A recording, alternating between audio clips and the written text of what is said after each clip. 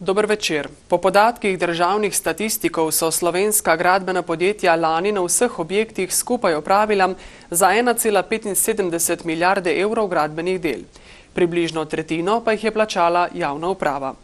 Pomemben spodbujevalec gospodarskega razvoja države, nenazadnje zagotovilo obstoja slovenskega gradbeništva, so tako tudi lokalne skupnosti. S številnimi končanimi naložbami so iztekajoče se leto zaznamovali tudi v občini Škocjan. Ta čas pa je v gradnji finančno najtežja občinska naložba. Potrebo po zagotovitvi pogojev za pospešen razvoj obrti in podjetništva, ki sta poleg kmetijske dejavnosti vodilni gospodarski panogi, so v škocjanski občini prepoznali že kmalu po ustanovitvi samostojne lokalne skupnosti. Zgodovinsko ozadje ta hip najpomembnejše naložbe pojasnjuje zdajšnji župan.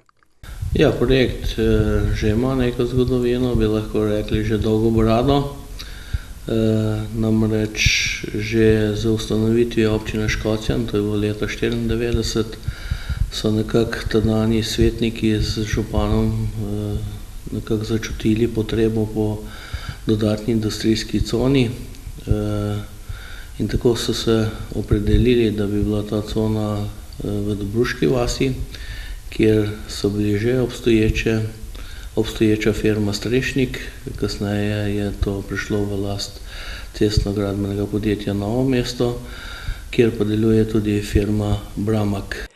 Leta 1997 je občina na takratno ministrstvo za okolje in prostor vložila pobudo za spremembo namembnosti iz kmetijskega v zazidljivo zemljišče. Prvotno namero po čim hitrejši vzpostavitvi poslovne cone pa je preprečeval še dolgotrajen denacionalizacijski postopek. Tako da leto 2000 je bila ta sprememba narejena, potrjena s strani vlade.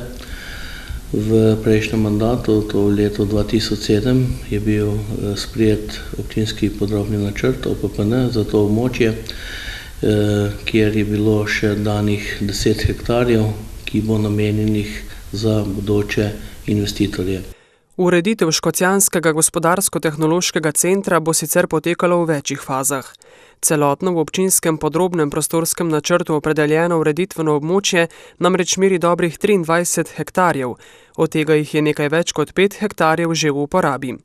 S projektom komunalne ureditve dela zemljišč v gospodarsko-tehnološkem centru se je občina lani prijavila na 6. javni razpis Ministrstva za gospodarski razvoj in tehnologijo, spomladi pa prejela pozitiven sklep o pridobitvi nepovratnih sredstev iz Evropskega sklada za regionalni razvoj. Najprej je bila ocenjena vrednost investicija 2 milijona 700 evrov skupaj z DDV-jem. Seveda, ko smo podali razpis, so prišle ponudbe bistveno cenejše, tako da je skupna vrednost investicije 2 milijona 100 in še nekaj evrov z DDV-jem, sofinancirane s strani Evropske unije, pomeni v vrednosti 1 milijon 57, razlika pa pokrije občinski proračun. Dodatnih 130 tisoč evrov za uresničitev naložbe pa je občina letos pridobila še iz naslova 23. člena Zakona o financiranju občin. In upamo tudi v letu 2014 prav tako 130 tisoč, da bomo lažje dokončali to investicijo, kar pomeni, da bo investicija šla v realizacijo brez dodatnega zadolževanja.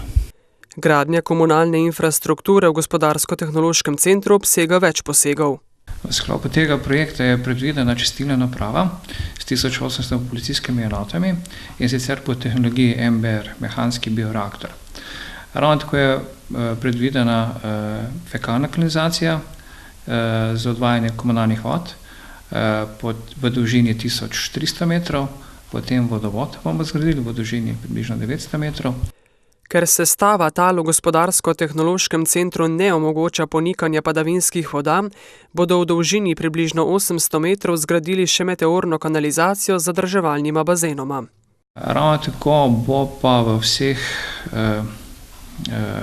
cestah, ki bojo zgrajene v sami coni, potekala tudi kanalizacija za kasnejšo možnost preklopa na optiko in razširila se bo obstoječa cesta, kateri bo zaradi poteku gradnje predmet gradbenih del bo registrirana in širša, kakršno je poznamo v tem trenutku danes. Pogodba je sklenjena z izvajalcem, to je Malkom. On obljublja, da bodo dela končana do pogodbenega časa, to je do avgusta 2014.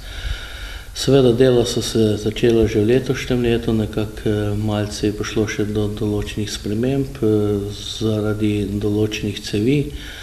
Potrebno je bilo ta material tudi počakati, sedaj dela intenzivno se nadaljujejo in po zagotovilih izvajalca bodo zagotovo v letu 2014, avgusec mesec, to komunalno urejeno do konca.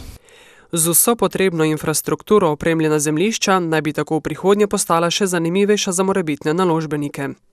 Prostora je dovolj, parcelacija je na nek način že narejena, vendar lahko se parcele manjše združujejo ali tudi tiste večje zmanjšajo, tako da določene investitorje pač jih že iščemo, smo tudi naredili študijo, tako da bomo poslali na razne sejme in glede na to, da je v letu 2013 šla Hrvaška v Evropsko unijo, vidimo tudi priložnost tuje investitorje.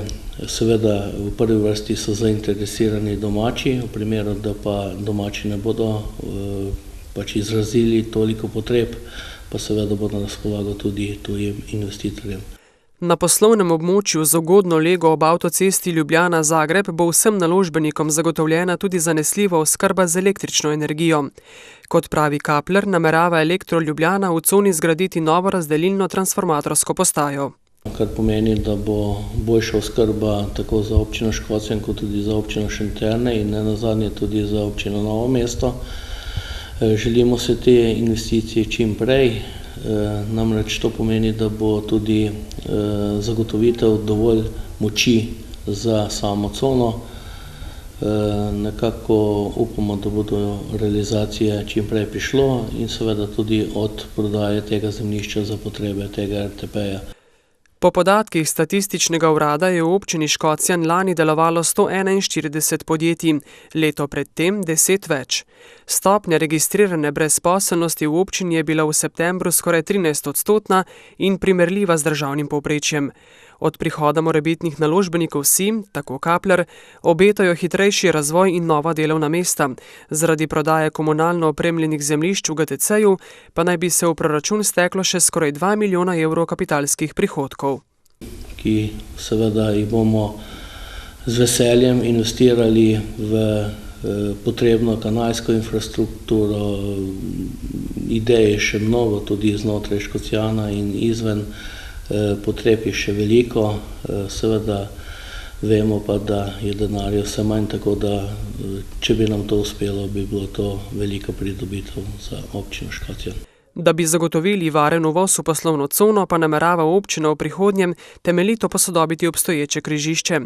Pogovori z Državno direkcijo za ceste in Darsom že potekajo, zagotavlja Kapler.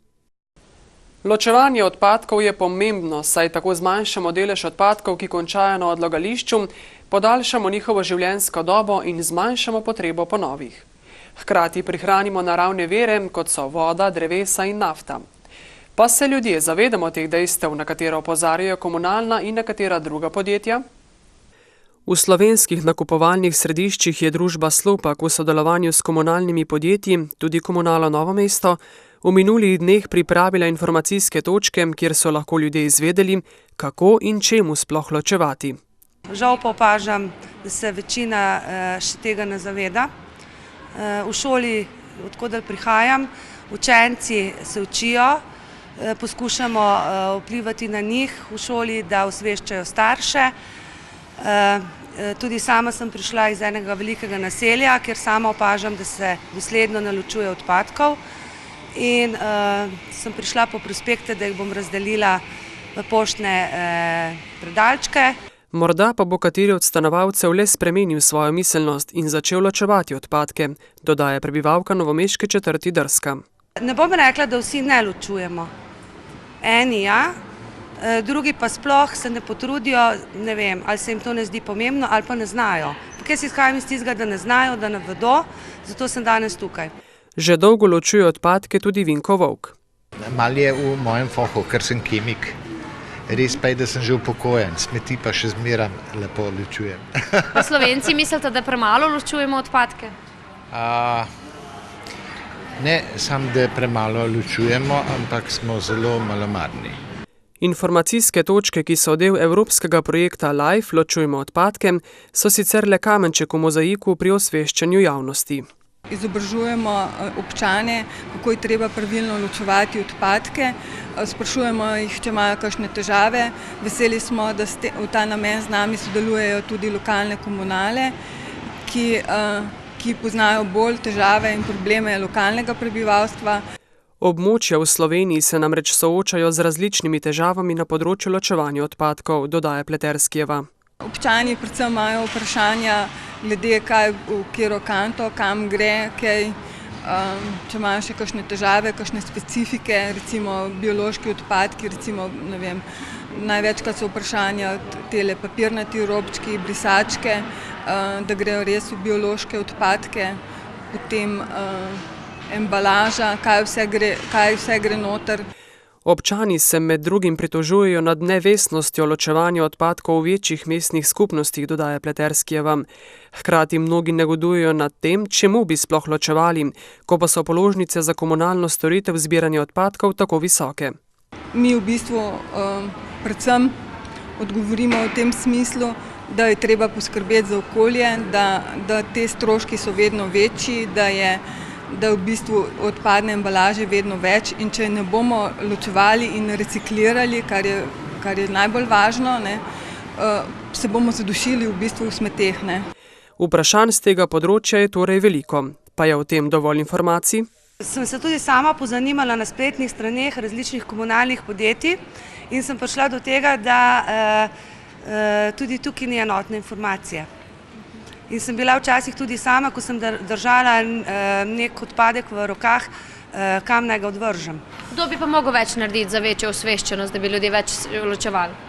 Jaz mislim, da ta problem, tako bi rekel, se mi zdi, da je dovolj tega, veliko se v šolah o tem učimo ali pa učijo, se sliši, je pa vedno je problem tistih 5% ljudi, ki se jih pa ne prime, pa delamo to že 50 let, pa se jih ne prime. Gledano splošno so občani vse bolj osveščeni, meni Sonja Kolenc z novomeške komunale.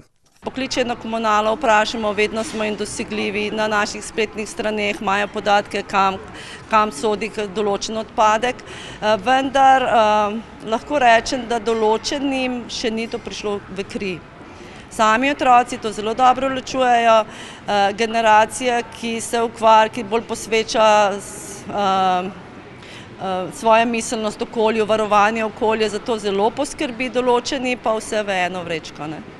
V istem zabojniku se tako znajdejo tako nevarne kemikalije, embalaža kot biološki odpadki, dodaja Kolenčeva. Da bi se to spremenilo, si komunala prizadeva z različnimi akcijami in s postavitvijo čim več zabojnikov za ločeno zbrane odpadke.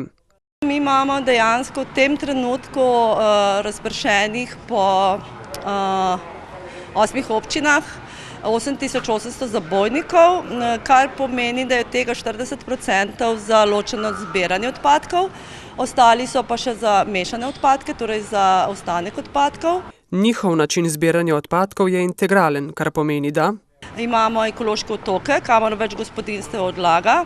Manjšamo sicer zabojnike za komunalne odpadke oziroma ostanek odpadkov, večamo za embalažo, papir in steklo. Je pa zaenkrat, lahko rečemo, da smo zelo uspešni, da je že na en ekološki otok na okoli 150 prebivalcev. Prišli smo kmalu do spoznanja, da je to storitev občanom potrebno približati, kajti le na ta način se tudi ti odstotki in ti cilji izboljšujejo. Tako da seveda ta infrastruktura še manjka, ampak jo vsako leto dopolnjujemo in zamenjujemo. Ta hip so presegli 30% ločenega zbiranja odpadkov na terenu. Leto 2012 smo zaključili približno nekaj manj kot 5000 ton, 4700 in še nekaj ločeno zbranih odpadkov. Potem smo si pa za cilj 2013 zadali, da bomo te količine povečali za 20%. In zdaj zadnja projekcija kaže, da tudi te cilje bomo dosegli. Iz leta 2010 so s 13 prišli na letošnjih 33% ločeno zbranih odpadkov. Ko k temu dodajo obdelavo, je skupni odstotek višji od 45%. Naj povem, da okoljski cilji so zapisani in določeni za samo Evropsko direktivo o odpadkih, ki je bila določena leta 2008 in velja v bistvu za vse članice Evropske unije. Torej ta okoljski cilj, ki je enoten za vse članice Evropske unije, je do leta 2020 dosegati najmanj 50% delež ločeno zbranih odpadkov. Slovenija je po ločevanju in recikliranju odpadkov v evropskem vrhu, poudarja Štukelj. Seveda to ne pomeni, da imamo te stvari generalno dobro urejene, ker potrebno je tudi upoštevati druge dejavnike, oziroma ključni je, koliko odpadkov se na koncu odloži. Tukaj smo pa seveda nekoliko slabši, ker nam manjkajo postopki sežiganja in pa tudi določene obdelave odpadkov. Delež ločeno zbranih odpadkov namreč dosežemo na več načinov. Prvi je ta reciklaža oziroma ločeno zbiranje odpadkov na terenu, drugo pa so še postopki predelave oziroma obdelave odpadkov v različnih obratih in pa še samo sežiganje odpadkov. In tukaj ravno na tem segmentu, na sežiganju odpadkov, vemo, da v Sloveniji praktično ni sežigalnic in zato dosegamo izredno nizek odstotek. Komaj en odstotek komunalnih odpadkov v Sloveniji se termično obdela. Delež v Uniji pa je prek 20%. Ker zadeva ni celovito zaokrožena, smo pod povprečjem, poudarja Štukelj. A se hkrati ne boji, da Slovenija ne bi dosegla okoljskih ciljev. Ustvarjalno razmišljanje in delovanje sta ključ prihodnosti. Danes je inovativnost v poslovnih procesih ravno tako pomembna kot pismenost ljudi in sposobnost obvladovanja sodobnih tehnologij. Na trgu je uspeh odvisen od inovativnosti izdelka, torej od inovativnosti posameznika, organizacije in okolja. Zato je bil letošnji že 16. dan kakovosti in inovativnosti posvečen tej temi. Namen tradicionalnega dogodka je predstaviti delo sekcije in primere dobrih praks na področju kakovosti in inovativnosti. Našo sekcijo poznamo v obliki, kakršna današnja od leta 2001, ustanovljena je bila že leta 1997, tako pomeni, da imamo za seboj že 17 uspešnih let dela. Člani izvršnega odbora so predvsem zaposleni v večjih podjetjih. Sekcija za kakovost in inovativnost je na tokratno srečanje na Otočec povabila tudi druge sekcije, ki delujejo v sklopu Gospodarske zbornice Dolenjske in Bele krajine. Osrednja tema, o kateri so govorili številni predavatelji, je bila razvoj inovativnosti. Trenutno ni nobena stalnica oziroma edina stalnica so spremembe in če hočemo suvereno obvladovati spremembe, moramo seveda stalno inovirati na vseh področjih. Podjetnica in inovatorka Violeta Bulc, ki je predavala na 16. dnevu, sodeluje z dolenjskimi podjetji že več let. Inovativnost se je tudi v zadnjih 5 letih v slovenskem prostoru prebila kot zelo spoštovan in tudi razumljen vzvod za ustvarjanje dodane vrednosti in neke globalne prisotnosti. In zato seveda ni naključje, da je danes to vodilna tema.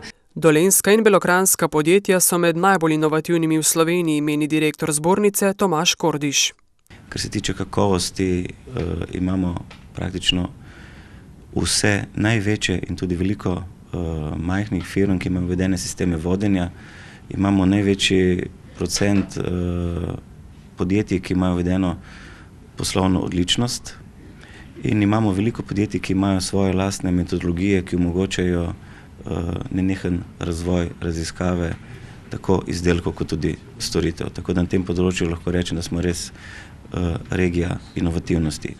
To v zbornici in njeni sekciji spodbujajo tudi z izborom najboljših inovacij in inovatorjev.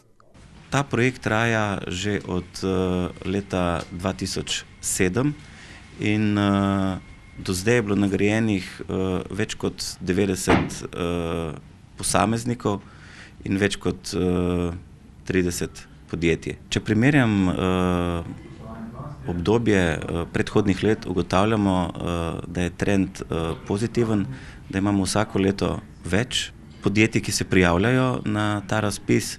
Res, da je bilo za leto 2011 nekaj manj, vendar je ta trend letos bistveno, ne samo trend, ampak bistveno več je bilo prijaviteljev. Smo pa v letošnjem letu začeli z dobrimi praksami v manjših podjetjih, z širitvijo teh praks inovativnosti in izmenjave kakovosti oziroma dobre prakse kakovosti v manjših podjetjih, kjer pa nismo zaznali takšnega interesa oziroma odziva, kakršnega smo pričakovali. Mislim, da smo še zmeraj malenkost preveč zaprti, da si ne upamo pokazati, kaj smo mi inovirali, kaj smo mi razvili, ker se bojimo, da bo nekdo drug prevzel našo idejo.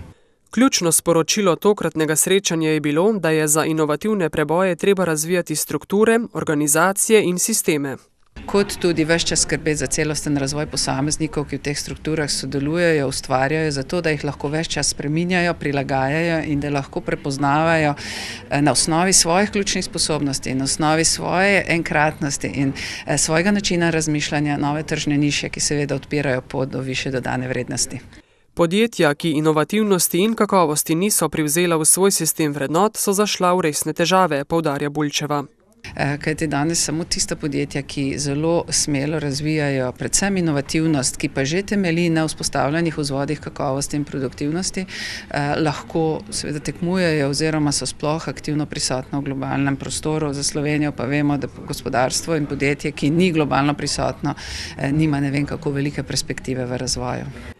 Država in lokalna okolja, tako Bulčeva, se v smislu inovativnosti šele prebujajo.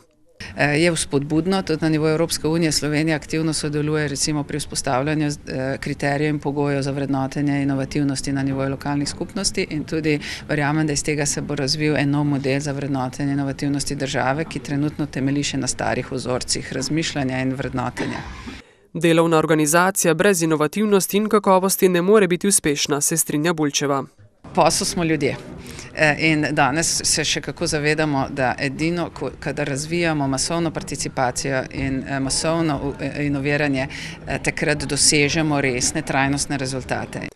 Zato je pomembno poudarjati, da je treba vzporedno, sistemsko razvijati inovativnost tako na ravni posameznika kot organizacije in širše skupnosti, so izpostavili udeleženci posveta. Na Grmu, Centru biotehnike in turizma na Sevnem, so pred dnevi gostili 28. posvet o vlogi javne službe kmetijskega svetovanja pri povečanju oskrbe z lokalno predelano hrano. Ta tema je še kako aktualna, saj se na eni strani soočamo s težavami pri prodaji, na drugi pa je težava pri potrošniku, ki te hrane zaradi pomanjkanja denarja ne more kupiti. Tema, o kateri so govorili na tradicionalnem posvetu, je pomembna, saj potrošniki z nakupom domače hrane podpiramo delovna mesta.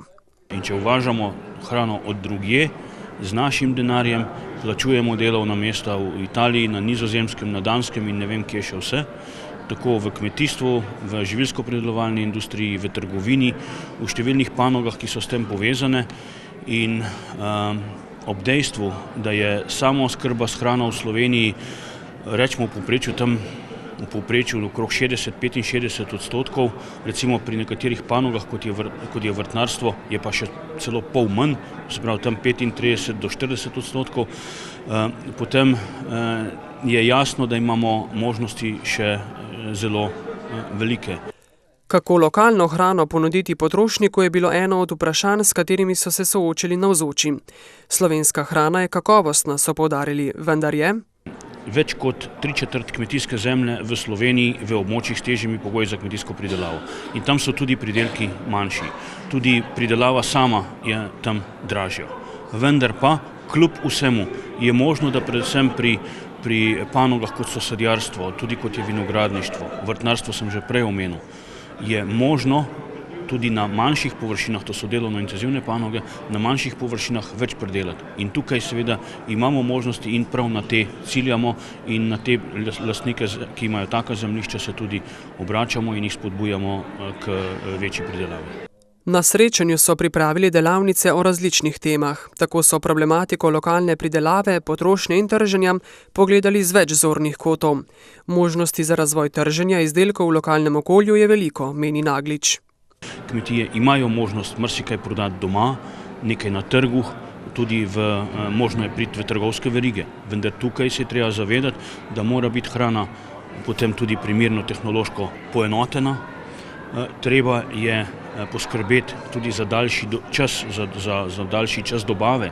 Ni zadosti, če imamo, ne vem, neko solato samo en mesec, potrošniki vemo, da jo rabijo čez celo leto. Se pravi, poskušati zagotoviti večje količine nekako približno izenačene hrane z tem, da jo dobavljamo čez daljše obdobje. Na delavnici o možnostih trženja v lokalnem okolju so izpostavili 3 področja. Zakonodaja na tem področju, potem bomo govorili o možnosti blagovnih znamk, kako lahko blagovne znamke, skupinske blagovne znamke pomagajo pri lokalnem trženju in o inovativnih prodajnih poteh na tem lokalnem trženju.